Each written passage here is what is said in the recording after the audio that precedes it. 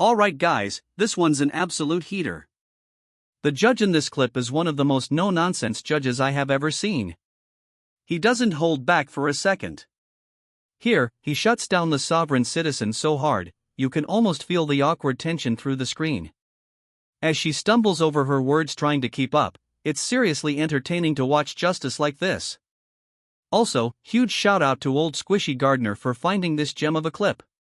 And let me know what you guys think. Are sovereign citizens just funny, or do they make your blood boil? It's kind of a mix for me. But let's go ahead and dive right into this heated clip here.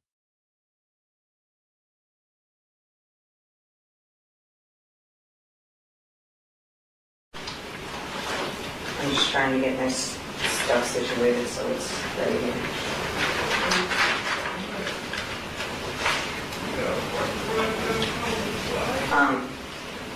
Take a seat I have a question. in this blue chair. Do I have Sit down. Do I have the same rights? You want me to hold you in contempt? Sit down. In that blue chair. Do I have to Sit down. there? One more time. Sit down.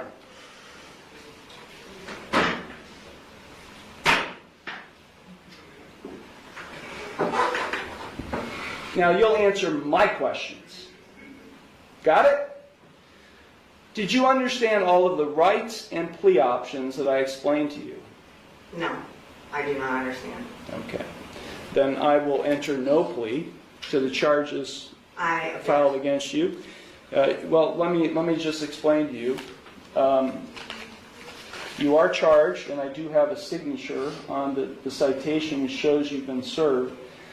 You are charged with one count of no operator's license, a minor misdemeanor subject to a maximum fine of $150 plus court costs. You also are charged with one count of expired plates, also a minor misdemeanor subject to a maximum fine of $150 in court costs. I will enter no plea to these charges against you. You already have a pending. You already have a pending. I object. What do you object, Ms. Ma'am? Because I did not enter that plea. Okay, so you tell me how you would like to plead: guilty, not guilty, or no contest. I'm not. First, I have to correct the standing, which is I am not the ens legis non degear. I am the authorized agent to the decedent estate. I am coming in here as the settler, and I want to settle this case. I have sent in a paper that is my declaration and affidavit of what I want to do, which is to settle the case. I am willing to surrender the person to the court for mutual consideration. I do not want to continue doing this. I don't have anything to do with this. That paper that I signed, which is the summons, is signed v coatis, which is void contract, and I reserved all of my rights on there.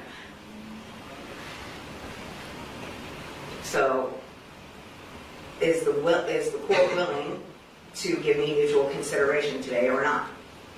I will enter no plea on your behalf to these charges. I've given you 3 plea options to plead. No, I do not recognize anyone in this court. Okay, well, I don't recognize you or the bailiff or anybody else in this court. I do not understand. I will set this case for a bench trial, and we'll get this set. I have the right to a trial by jury. Okay, no you don't, not in this case. Yes. Now these are not jailable offenses, ma'am. You don't have a right to a trial by jury in this case. You already have a jury trial scheduled in another case, but then because you're facing jail time in that case. But in this case, you're not facing jail time, only a fine and court costs. Anything that is above $25 in a court of law has the right to a jury by trial, which is involuntary. Alright, so the sovereign citizen claims she has a right to a jury trial. But let me break this down for you guys. The Sixth Amendment guarantees the right to a jury trial in criminal cases. However, as the judge just said, it only applies when there's a possibility of jail time.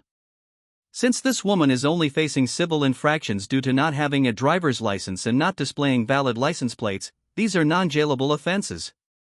That means, legally, a jury trial simply is not an option.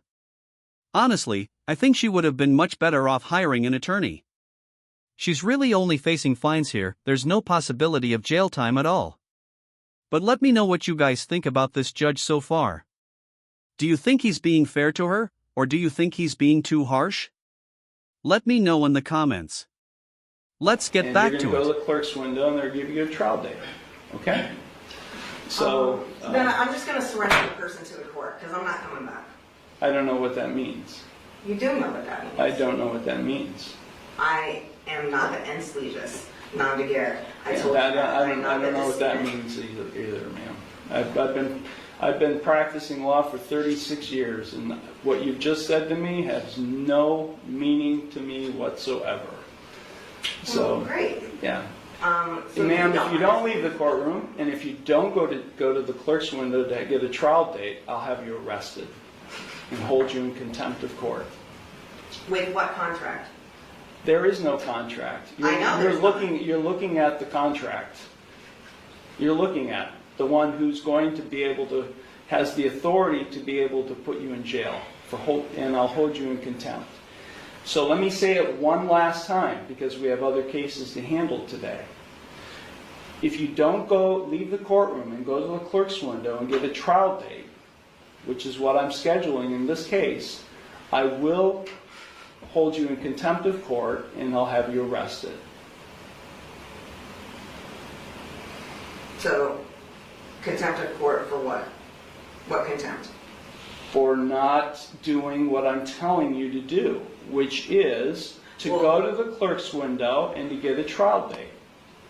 You're the trustee and I'm the beneficiary. No, there is no trust relationship here. No, there isn't. I've drafted many trusts, and there is no trust relationship between the judge and you, the defendant. Yeah, because you are not the beneficiary, and nor am I the trustee. Yes. Yeah, that's just not how it works, man.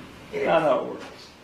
You either go to the clerk's window now and get a trial date, or I'll have you taken into custody now. You got it?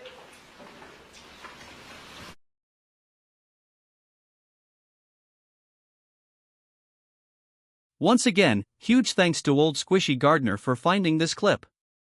This one was very entertaining to watch. I honestly really liked how this judge handled the sovereign citizen. Seriously, we need more judges with backbones like this, judges who aren't afraid to put people in their place. This woman barely even got to speak, and honestly, that's how it should be. Sovereign citizens come in with these wild arguments, acting like the law doesn't apply to them, and the judge shut that down very quickly.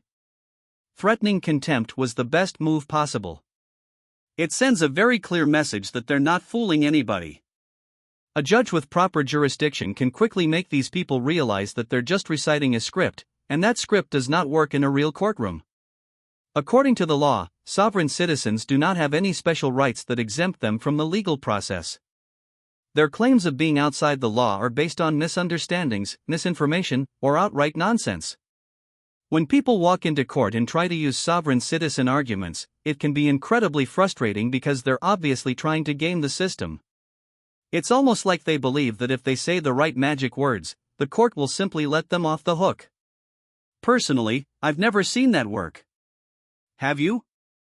I honestly can't think of a single case where it has. The law is pretty clear, whether you like it or not, you have to follow the rules. Sovereign citizens love to rely on these supposed loopholes, but in the end, they're usually just wasting everyone's time. This judge made it crystal clear that none of that was going to fly in his courtroom. What I really appreciated, though, was how he maintained complete control of the situation. Sovereign citizens often ramble endlessly, trying to convince the court that they're exempt from everything. But this judge didn't allow her to derail the proceedings. He called her bluff immediately, and that's exactly what needs to happen.